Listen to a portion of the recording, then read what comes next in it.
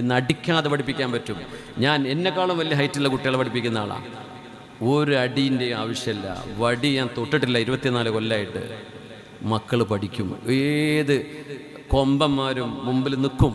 അതിന് അധ്യാപകന് ചില വാക്കുകളും ചില പ്രയോഗങ്ങളും ചില ഇൻസ്ട്രക്ഷൻസും പഠിക്കണം.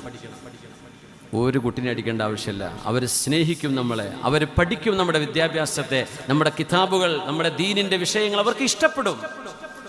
അത് ഇന്നത്തെ നമ്മുടെ അധ്യാപക സുഹൃത്തുക്കളൊന്ന് മനസ്സിലാക്കണമെന്ന് സാന്ദർഭികമായി പറയാതെ, നിങ്ങളോട് മാത്രമല്ല, ഈ പരിപാടി ലൈവ് നടക്കുന്നുണ്ടാവും. ഏതെങ്കിലും ഉസ്താദുമാർ അധ്യാപകന്മാരും ഇത് കേട്ടാൽ അവർക്കെങ്കിലും ഉപകാരപ്പെടട്ടെ. ഞങ്ങൾക്കൊക്കെ നൽകുന്നൊരു ട്രെയിനിങ് ഉണ്ട്. ആ ട്രെയിനിങ്ങിൻ്റെ വിഷയം എന്ന് പറഞ്ഞാൽ, ഒരു കുട്ടിയെയും ആൺകുട്ടിയെയും പെൺകുട്ടിയെയും നമ്മുടെ വിദ്യാർത്ഥിയെ, ഒരു വിദ്യാർത്ഥിനിയെ കൈകൊണ്ട് തൊടാൻ പാടില്ല. തൊടരുത്. തോള് പിടിക്കാനും നിൽക്കേണ്ട, നെറ്റിയിൽ ഉമ്മ വെക്കാനും നിൽക്കേണ്ട, ഒരു നല്ല കാര്യം ചെയ്ത് ആശ്ലേഷണം ചെയ്യാനും തൊടാൻ പാടില്ല. ഒരു അധ്യാപകൻ്റെ കൈയും തൻ്റെ വിദ്യാർത്ഥിയുടെ ശരീരവും തമ്മിൽ ചേരുന്നതോടുകൂടെ